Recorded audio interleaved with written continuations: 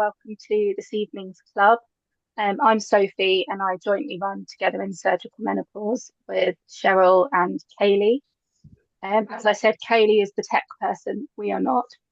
Um, so for regular attendees, tonight's session is being recorded. So if you want to keep your cameras switched off, that's what we'd recommend for now. And Sam, we're delighted that Dr. Sam Dobson is joining us this evening. Sam has had the pleasure of seeing all three of us in his clinic at some point or the other. And he's joined us this evening to share his wealth of knowledge. Sam is a consultant gynecologist and a BMS accredited menopause specialist and trainer. There will be time for a Q&A at the end, won't there, Sam? So if anybody's got any questions, please just pop them in the chat and then we can kind of pose those to Sam. Thank you so much. And please do remain on mute while Sam is talking. Thank you. Thank you very much. So what, it's very hard just to talk about implants. So the first few slides, or first few minutes, I'm just going to sort of do a little bit of basics. And then we're going to kind of work up to the choices and why you might choose different things. And then we'll get on to implants. We'll talk about that a bit. So to start with then, so I'm Sam Dobson. I work in the Nottingham area. I have a clinic in Sheffield and spend most of my time at the park in Nottingham. Otherwise, where are we? How do I make the screen move on? There we go. So as I say, we'll talk a bit about general menopause and then we'll go through a bit more about the different sort of types of implants, doses, advantages, side effects, things to watch out for. Things like that. So menopause is obviously increasingly in the news, certainly since campaigners. Let me just get rid of there we go. It's like I've forgotten her name now. I've forgotten her name. Davina McCall. Davina McCall. So people like Davina McCall have sort of brought it to mainstream attention, and for good reason. So specifically, though, we'll be talking about implants, and actually even implants more recently been in the news because they got taken out of circulation. The Medical Health Regulation Authority, following an FDA, so the Federal Drug Authority in America, decided that the place that the implants were being made, it needed a review. So it's been reviewed, and whilst it was being reviewed, they have sort of paused the import and to the UK, and also paused using them. So we've had a bit of a problem for the last sort of 6 to 12 months, but we have now got them back. So that's good news recently, in the last week or two, actually. So what is menopause? I'm sure you all know what menopause is, but technically it's when you've not had a period for 12 months. It can be natural, age-related, it can be surgical, obviously the focus of this group, or it can be medical. So as well as surgical, you can have sort of chemotherapy, radiotherapy-induced menopause. And if you don't have a uterus, then it's essentially symptoms of the menopause over the age of 45 by definition. And the average age is about 51. So menopause tends to be a transition, but obviously with medical and surgical causes, it can be very abrupt, and that can often cause more problems. And we'll talk a bit about the importance of why we need to manage menopause properly in abrupt sort of surgical cases. And it should also really be looked at as an opportunity rather than treating hot flushes. It's really an opportunity to look at the whole sort of health of somebody and focus on, well, okay, we're dealing with the symptoms of menopause, but can we look at the risk of fractures in the future? Can we make that better, lower? What's their diabetes risk? What's their cholesterol, blood pressure? Are they having their cervical screening, breast screening, and so on? So it's an opportunity to look after the whole health of somebody.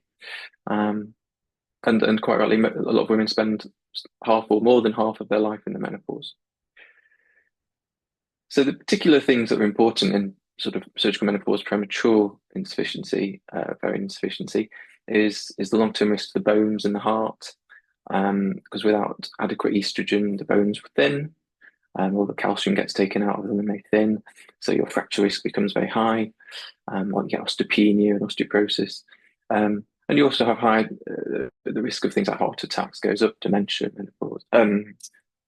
Sorry, and then other things like sex drive, obviously, very important for a young lady, and vaginal symptoms. So lots of different treatment options, I'm sure you're aware of: tablets, pills, sprays, things like that. So we'll cover that.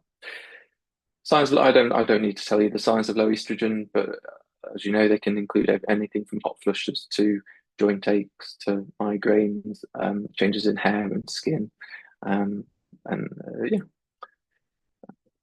So the hot flushes, as I say, I'm going to sort of run through this quickly. The hot flushes don't affect everyone, but they do affect about 75% of women.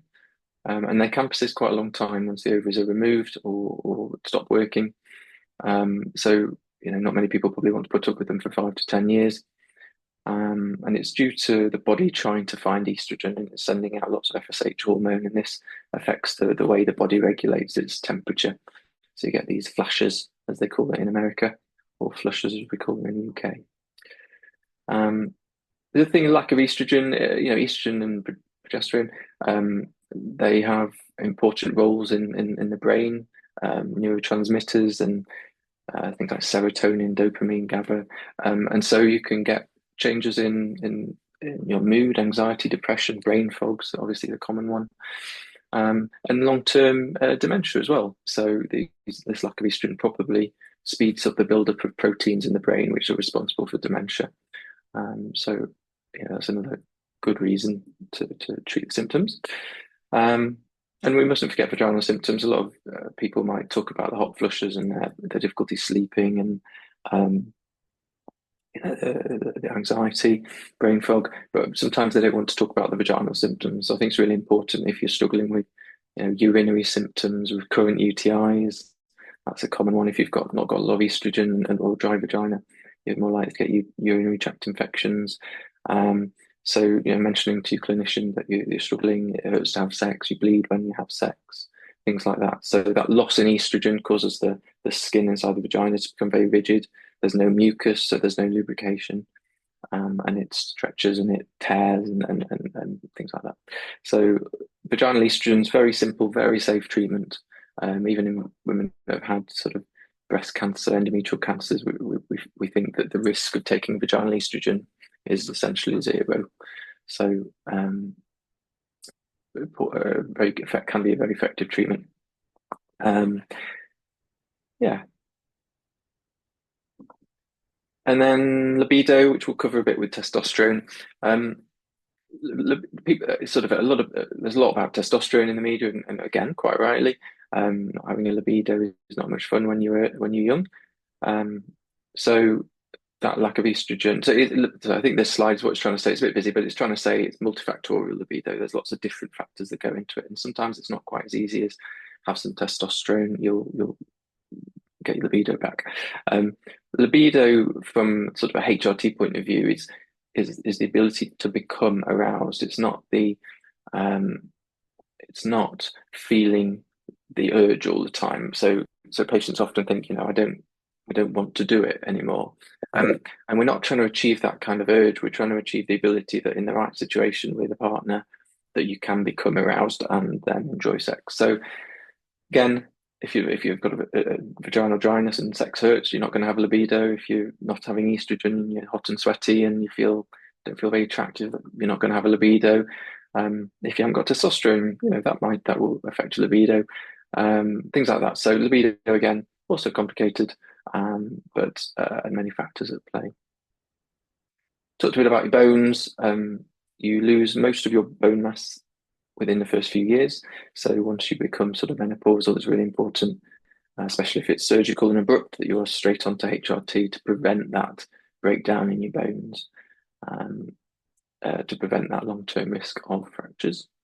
Because fracturing your hip when you're sort of in your 60s, 70s, 80s, about, I can't remember the statistic exactly, but if you fracture your hip in your 70s and go to hospital, something like 25% die, 25% end up in a nursing home, 25%. The statistic, I can't remember exactly, but the statistics for breaking your hip is better to have strong bones. Heart disease. Yeah, I think we shouldn't forget as well. We spend a lot of time worrying about breast cancer with HRT, or at least that's what the media talks about a lot. But actually, we have to remember, more women die of heart disease, heart attacks. So HRT reduces that risk by keeping the arteries nice and stretchy, stops you laying down these plaques in the arteries, which then clog up the arteries and then cause the heart attacks. So actually, heart disease and angina. There are some clinics treating heart disease with HRT, and it does improve symptoms of sort of chest pain and things. There are some caveats, though. You don't want to be starting it sort of a long time after the menopause for certain reasons, but I don't think we need to go into that today. Weight gain is another common sort of discussion in clinic.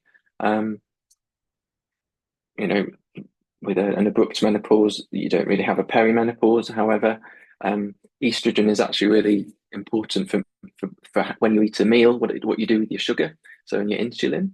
So when you have lower estrogen during the perimenopause and then no or very, very little estrogen in the menopause, you actually end up depositing that sugar and things that you eat in your diet more as fat. So women often gain weight in the menopause because the lack of estrogen actually means you eat the same, but you gain more weight.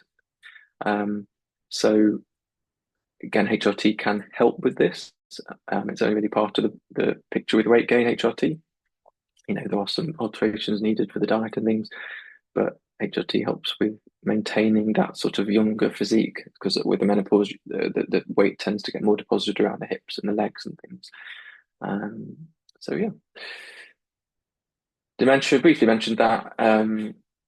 HRT probably reduces your risk of dementia by, maybe even 50%. Gone too far. Just trying to get this out of the way.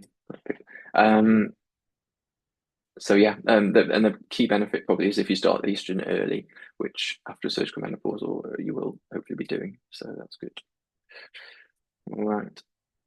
Very quickly about the risks of HRT. Now, I think the caveat here is under the age of 51. So if you've had a menopause for surgical reasons or sort of chemotherapy reasons, you actually probably are absolutely no more risk taking HRT than anyone else your age. So actually, you probably don't need to worry about risks even with estrogen, progesterone, and testosterone, because all we're doing is replacing those hormones that you had when the ovaries were there. So the risk should be the same. However, over the age of 51, because technically women before HRT didn't have estrogen, progesterone after the age of 51, there are extra cases of breast cancer when you give HRT over the age of 51. That's with estrogen and progesterone. Estrogen alone, however, is potentially protective of breast cancer. But the other thing to remember about breast cancer is you're more likely to get breast cancer if you're overweight, if you take the combined pill, if you drink, if you smoke, than if you take HRT. So actually, if you take HRT but stop smoking and stop drinking and maintain a healthy weight, you're probably safer than you were beforehand. So overall, HRT, not that I'm trying to sell it to anybody, it reduces your risk of fractures. It reduces your risk of diabetes, potentially if you take it by tablet, reduces your risk of bowel cancer, heart attacks, cancer of the womb, and overall your chance of dying actually. So you're less likely to die younger if you take HRT than if you don't take it. There may be some increased risks of lung cancer potentially, blood clots if you take a tablet version of HRT, along with stroke. But we mainly give HRT through the skin now, either an implant or patches or gels or sprays.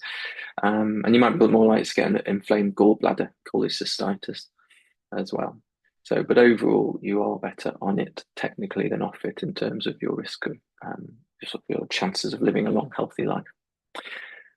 Okay. So now we're going to talk a bit about choosing HRT, and that will lead us on to a bit more about implants. So when you start out, apologies if I'm sort of just saying things you already know, but there is no right thing to start. It's all down to preference, what type of symptoms you've got, whether you need a progesterone that we'll talk about as well, what your risks are. Do you have risks of blood clots or strong, or breast cancer risks?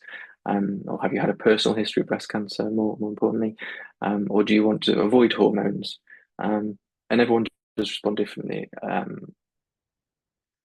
So do you need a progesterone? So this is so to simplify, if you have a uterus, you need to have progesterone, and to simplify it, that's the only time you need it. However, if you've had a hysterectomy for endometriosis, for example, and you've had relatively advanced endometriosis, we now, the guidelines more recently, we now advise, or we now advocate for taking progesterone still.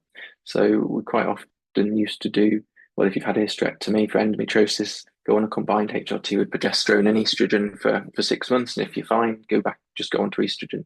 But now actually we're starting to say you should probably be on a progesterone along with your estrogen for as long as you're on it. And that's because of that small risk that if there's any endometriosis left in the tummy after your surgery, if you just give estrogen, that endometriosis might sort of stimulate and grow and thicken, and not only cause pain, but also long-term convert into a sort of precancerous type of endometriosis. So probably should be on a progesterone in that case as well. But if you don't have a uterus and you've never had endometriosis, or you've had the tiniest bit and the surgeon's happy it's all gone, then you could discuss just having estrogen. And progesterone can be tablets, it can be patches within a combined patch. It can be intrauterine, such as a Mirena coil. So yes, the ways to take HRT are tablets, skin, either on top of it or under it, or vaginally. So tablet HRT, so how do you choose then? How do you choose your options? So tablet HRT, a lot of people like it because it's easy to take. You wake up in the morning, you take a tablet, and that's it. Some of them have got estrogen and progesterone in, like Cliovance, Cliofem. It's one tablet. Some of them, such as Tibolone, which is a sort of synthetic estrogen progesterone, has a bit of testosterone activity, so that can help with libido. Cons, because when you eat a tablet, it goes into your gut and into your bowel. It then goes through your liver, where it's sort of metabolized before it enters your blood. And because of that, you have a slight increased risk of blood clots. So we have to be a little bit cautious. Anybody with a sort of high body weight, a high BMI, sort of over 30, you might sort of suggest going with the skin route first. But yeah, very, very good, very effective, and generally very safe. Then skin, so I'm talking specifically about sort of patches. So you can get patches of estrogen on their own. You can get patches of estrogen with the progesterone in, like Everel Conti, M7. And then you can get sprays, Lenzetto, where you sort of spray it on your arm, one or two pumps a day. Estrogen gel, which you do a pump, a number of pumps a day or twice a day. You might split your doses, and then you can put it on your arms or your legs or inner thighs. The pros are there is no blood clot risk. The patches you just change twice a week, so they're quite straightforward. It's with the gels and the sprays, it's quite easy to adjust the dose. With the patches to some degree, 25s, 50, 75, 100 patches, so you can sort of up the patch. The downside to them is if you're very sporty, if you do a lot of exercise, swimming, or you're quite a bit sort of more sweaty, some of them fall off. So Everel patches are quite notorious for that. Dot, which is a slightly smaller patch, which tends to be harder to get hold of and tends to be more expensive, can be much better for people that sort of are more active. Some people react to the patches, especially the Everel, and they can be quite messy, the gels. So some people get fed up in the morning for having to put a gel on, not put a top on for 5 or 10 minutes, and then sort of they just don't like the mess. And it's in and out of stock, unfortunately, quite often. Sometimes we struggle to get hold of it, or pharmacists struggle to get hold of it. Vaginal HRT, we briefly discussed, very effective. If you struggle with anything like this sort of vaginal symptoms, do mention it to your doctor. And then testosterone. So yes, you've got gels, Tostran 2% gel. You've got Tester gel, which is in a little sachet, Androfem, which is the one from Australia, which is licensed, and then testosterone implants. None of them are technically licensed for use in women, They're all male preparations, potentially apart from androfen, which actually no is a female preparation, but the rest of them are male preparations. So we have to do funny things like if you've got a tester gel packet, you have to use an eighth of the packet, which is practically very difficult. Testosterone, instead of using it every day like a man would, or more than that, you use it once every 2 or 3 days to try and get a female dose. So they can be a little bit messy, but they've been used a very long time. So testosterone has been used since about 1930, I think, and probably quite safely. We'll talk about it a bit later. So now we're going to move on to. Thank you for bearing with me there. I just wanted to set a bit of a background so that we can build on that for the implants. So we have a look at the case. So this is a real case. This is a 45-year-old lady who was suddenly diagnosed with cervical cancer. She had a full hysterectomy with her womb, her cervix, her tubes, everything came out apart from her ovaries, with the hope that she would retain her sort of hormones and not go through the menopause. But unfortunately, the cervical cancer was found to be a bit more advanced, so she underwent chemotherapy and radiotherapy. And that damaged the ovaries, and she became menopausal. So initially, she was prescribed estrogen gel, 3 or 4 pumps a day, but it didn't make any difference. She kept having hot flushes, vaginal dryness. She had no libido. She was gaining weight. She had a very low mood. So the doctor or somebody did her estrogen levels, which was found to be 244, which, to give you an idea, during sort of the menstrual cycle, your estrogen is probably running somewhere around 600. So that's probably what she'd been will have been used to most of her life. So for her body, that's quite a low estrogen. Her testosterone, however, was high. So she had a 2.2. So the normal female range for testosterone is actually 0.6 to 1.8. So it was a bit over. So her libido probably wasn't, her lack of libido wasn't down to her testosterone levels. Which is what I was talking about earlier on. Libido is more complicated than that, unfortunately. So they didn't give her testosterone for reasons we'll discuss, but she did have some. She did go on to have an estrogen implant, and actually she had a low dose estrogen implant, and within a few days, within 10 days, we often say within a couple of weeks, she had significant improvement in her symptoms. So she, in addition to that, given she was young as well and sexually active, she had some vaginal estrogen. The other thing about vaginal estrogen is about a third of women on a systemic estrogen.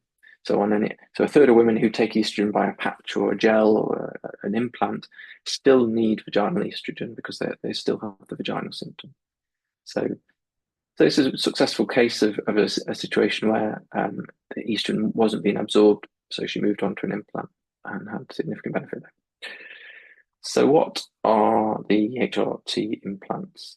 So they are historically reserved for women that can't, or trans women, so men transitioning to be women increasingly, who can't absorb estrogen through the skin or orally as well. Now we don't know why this is, but some patients you just can't get the estrogen levels up with traditional HRT. No one knows why. There's lots of research going into it. Is it something to do with the way their skin? I mean, I don't know the answer. No one does. So for a lot of women, this is a very good treatment because it gets it under the skin and gives you a very good absorption. And they've been using it for a long time. So since the 1950s, this is not a new treatment. In the olden days, not that long ago, actually, just before I started training, when you had a hysterectomy, you'd have one of these put in the skin at the same time. So you'd have a hysterectomy and then they'd stick an implant in and you'd go home. So this was an NHS treatment not that long ago.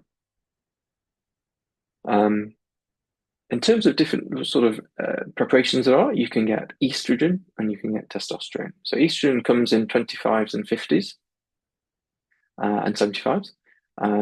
Although usually just 25s and 50s. If you have 75, you usually put a 50 and a 25 in together. And testosterone comes in hundreds. Now, 100 is a big dose. It's what you'd sort of put in a man. So, but we don't have 100 implants. So what we often do with those is I would cut them in half and just do a 50 or something like that, and they're put under the skin. So what are the advantages of HRT implants? So we've talked about it being helpful for people that don't absorb very well in other routes, but you do get a better level. So I borrowed this graph from another website. It essentially your estrogen levels go once you put the implant in, they go up. They take a couple of weeks to go up, and then about 4 to 6 weeks later, they kind of get to their sort of peak level, and then they tend to stay quite flat. So your estrogen levels tend not to go up and down, which can be a problem for symptoms. So they tend to go up and then stay quite flat. Now, when they come down is very, very, very variable. I have patients who at 4 months are sort of symptomatic again, and I have patients who don't come back for 8 months because they haven't had symptoms and until 8 months. So I think the way people metabolize it is very unique to that individual. But you tend to get a much better level, and generally, I would say everybody who we've struggled to get symptom control on a tablet or a patch, I can't really remember anyone who's had an implant and said it hasn't helped. So I think you just get a much better blood level, get lots of estradiol in the blood, which is the estrogen. There's a type of estrogen that gives you better symptom control. And you don't have to remember to put a patch on. You don't have to remember to take a tablet, so you don't miss patches. You don't find the patch on the bottom of the shower at the end of the day when you didn't realize it had fallen off. You don't. They're just it's more convenient. But it is second line, and why is it second line? So why in sort of the GP practices or the gynecology clinics, menopause clinics, aren't we saying, actually these are the options? You can have a tablet, you can have a patch, you can have an implant. It's because the NHS don't fund it anymore. They did up until not that long ago. I know there are some sort of over the last couple of years we've written some letters to the sort of local councils and local MPs and things that. But unfortunately, at the moment, there are only that's not true actually. There are a couple of clinics in the UK, NHS clinics that do implants, but generally it's pretty much only in private clinics. We were doing them in the NHS at the hospital I work at, Park, up until about a year and a half ago, and then the local sort of NHS services just said we're not paying for it anymore, and that was a bit of a disaster overnight. So it's more invasive.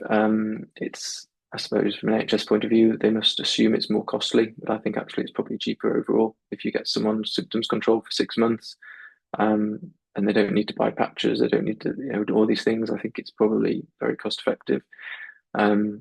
It's from a sort of private prescription point of view, it's probably not that much more expensive than paying for prescriptions. However, the NHS, if you weren't aware, you can go on the government website and you can order a HRT prepaid prescription card. It's about £19.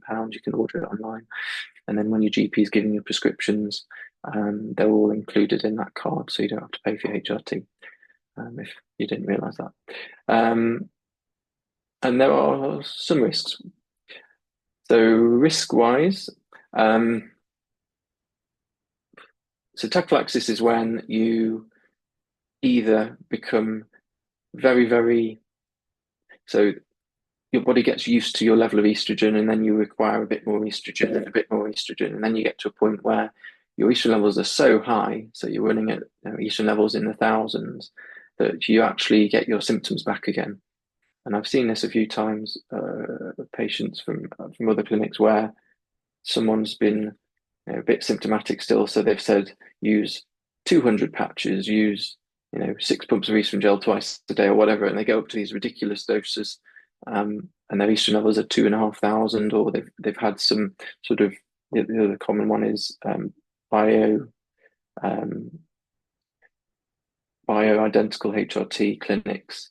The problem with those is they're made sort of in specialist pharmacies where there isn't a regulated way of knowing how much estrogen is in those gummies or those tablets. So they end up with gummies or creams which have extremely high estrogen levels in without realizing, and they'll come with estrogens of 2,500, breast tenderness, anxiety, hot sweats, and we do an estrogen level and it's high, and as the patient thinks, well, why am I symptomatic? And it's this thing called tachyphylaxis. So it can happen with any type of HRT. have to be a little bit more cautious with implants because they're more difficult to get out. So if you put one in and you get this tachyphylaxis, it's more difficult to get them out. But you start with hormone implants on a low dose and you check levels and you monitor the estrogen levels. So, for example, someone starting on an implant, we've probably already done gels, so we know it's low. And then we put an implant in, and then I would check the estrogen about 6 or 8 weeks later to see what their level gets up to. And that would give us a good idea on a 25 pellet or on a 50 milligram dose of estrogen. Their levels are getting up to X. And then when they become symptomatic, if it's earlier than 6 months, we might check them again. And then if they're kind of very low at that point, we know that next time they might need a little bit more estrogen. Maybe we'll do a 50 because that might get a little bit higher level and it might last a bit longer. So you're sort of titrating the dose based on your blood level. So there is a bit more monitoring. Certainly initially, once you've got the implant dose right for you, you don't have to keep doing this monitoring all the time, apart from with testosterone. But and by doing this, you don't really get the tachyphylaxis. I've certainly not had anyone with tachyphylaxis with implants. Yeah. Testosterone again. So this has been used a very long time, since 1930s. I think actually the first kind of testosterone implant was I can't remember when it was, but they used to for low testosterone or fertility in men. I can't remember. Sort of in the early 1900s or 1800s, they used to take the testicles from a cockerel. I think something like testicles from a cockerel, and they used to sew them into the neck under the skin to give people testosterone. So maybe that's the first testosterone implant. But these sorts of implants have been used since. Is this thing called HSDD, which is hypoactive sexual disorder, hypoactive disorder dysfunction, hypoactive sexual desire disorder. That's it, and or a low libido. For people with a low testosterone, you can improve symptoms. But a lot of patients, and I see it a lot as well, once they've had a testosterone in, they don't just say libido's better. Or they may even say libido isn't better, but what they might also say is actually my flushes are better. I've got less brain fog, I've got more energy. So I think there are other benefits to testosterone that we haven't necessarily proven in trials or research to say that it does work, but I think it probably does have a benefit in those areas.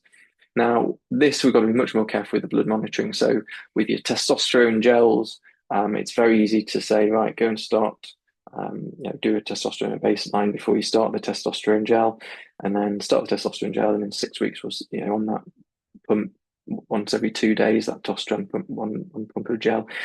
What are your testosterone levels in 8 weeks? Are they still in the female range? And if they are, then great, you carry on. If they're still low, you could increase it. If they're high, above the female range, in the male range, then you can say, right, drop the dose of the testosterone gel and do it once every 4 days or whatever.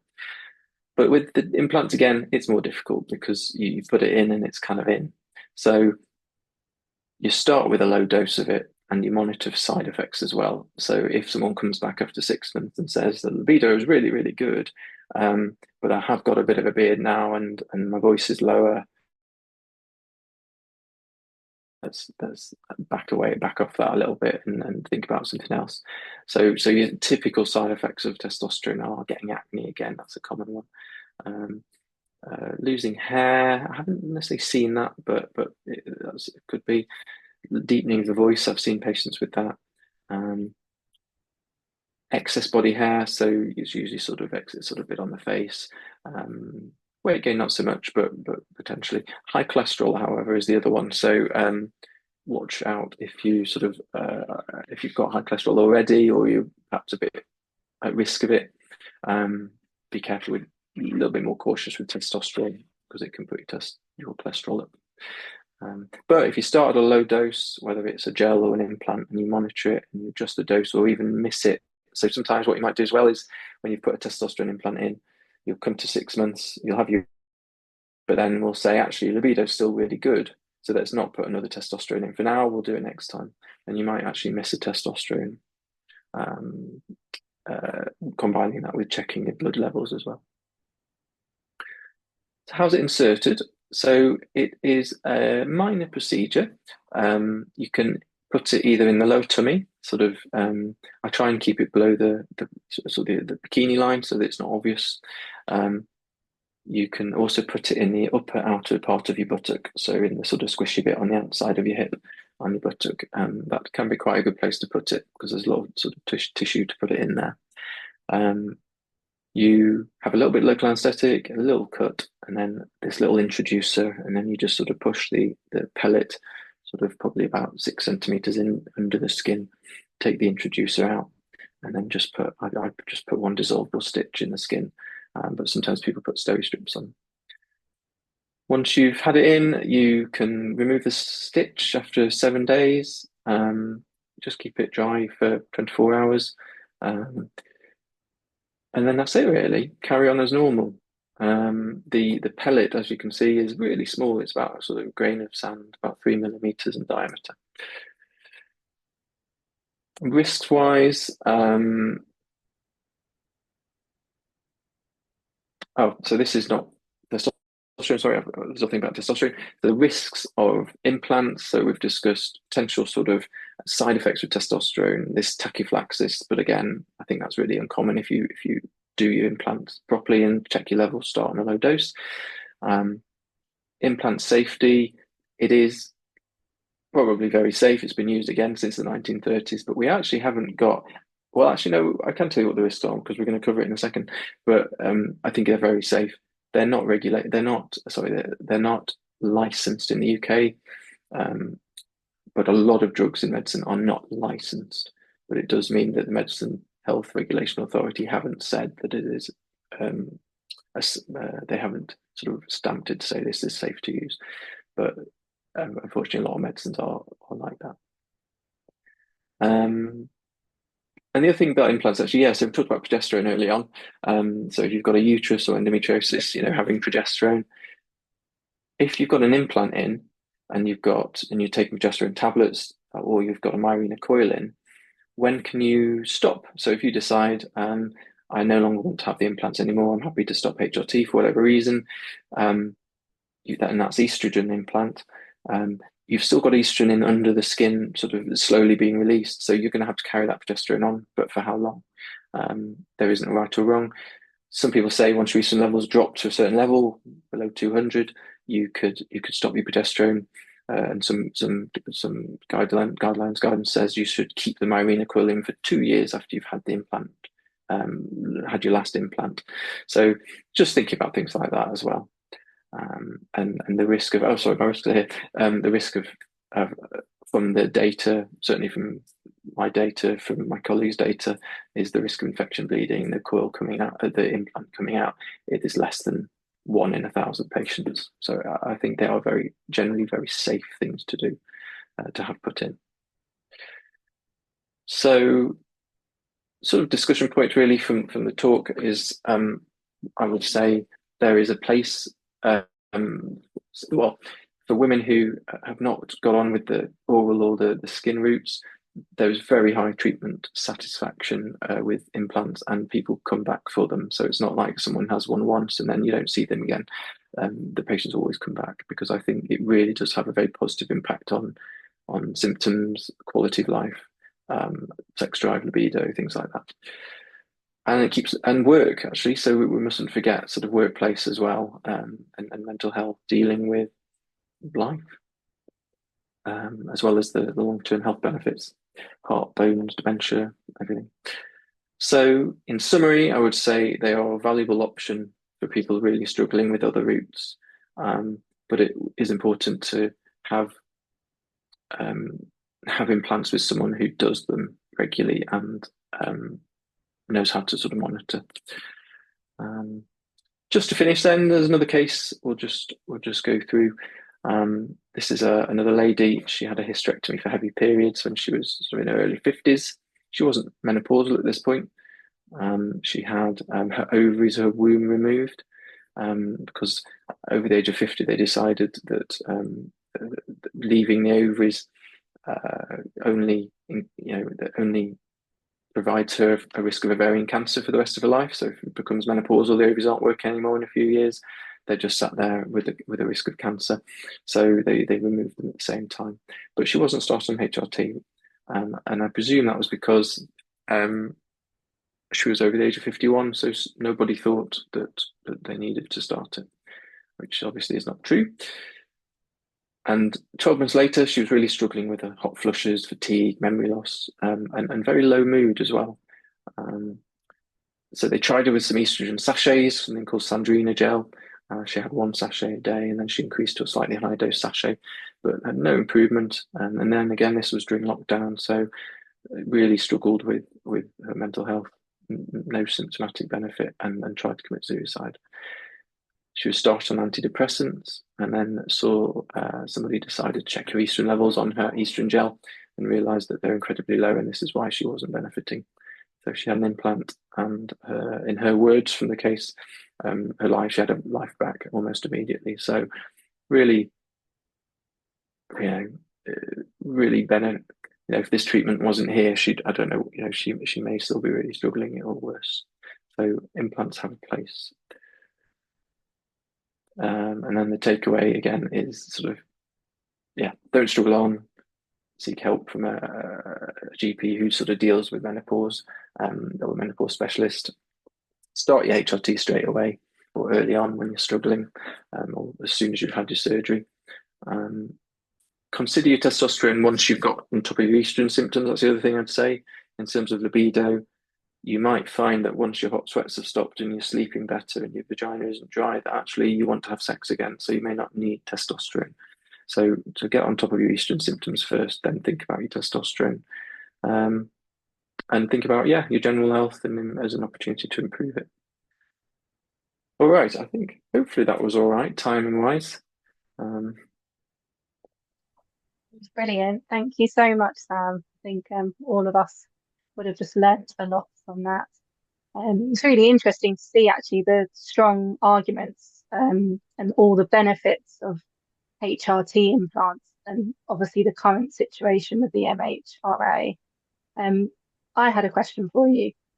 Are kind of doctors, where you work, are you all doing anything to kind of encourage the MHRA to change their mind on their current decision? I know they've said that implants can be the current stock that's there can be distributed for the next 18 months. But is there anything we can do listening in to appeal to them to get them to change their mind? So I think initially when they made the decision last year to block them, they actually didn't block them. They sort of said, all right, keep using them while we investigate it. And then they decided, actually, we're not happy. So I think the issue is to do with the in America where they're made, the regulation of the plant essentially making them. And I think on an FDA visit, they weren't, they've been a bit cagey, and I'm not sure the exact reasons, but they weren't happy with how they were being made or the production was being regulated. So they blocked it because they just weren't happy with that side of things. So whatever's happened, I assume, means that they're happy enough that the drugs we've got are safe, but then they've got all these caveats like you don't start them in anybody who's not already on them, only give them to people that are currently on them. So I feel like the BMS are putting pressure on the MHRA to kind of give us some answers and allow us to use them. But I think actually, I suppose we don't know what's really happening. If these drugs are being made in an environment that isn't safe and they're not being regulated properly, actually, I think that's really important. That is because I don't want to be putting things in people that actually are faulty, don't work, or pose a risk. So I think they're obviously happy enough at the moment that they're safe. But I guess my view would be, I think whatever investigation they're doing, I think it's probably really important they do it properly and actually. So no, I'm not certainly putting any pressure, but I know the BMS that I'm a member of are talking to them, and whether they're putting pressure on them, I'm not sure. Need to appeal to a UK pharmaceutical company to start manufacturing them. I know. I've thought that for years. Why are they the only people making it? I can't quite understand how they have the monopoly on making hormone implants. It baffles me as to why no one else is making them.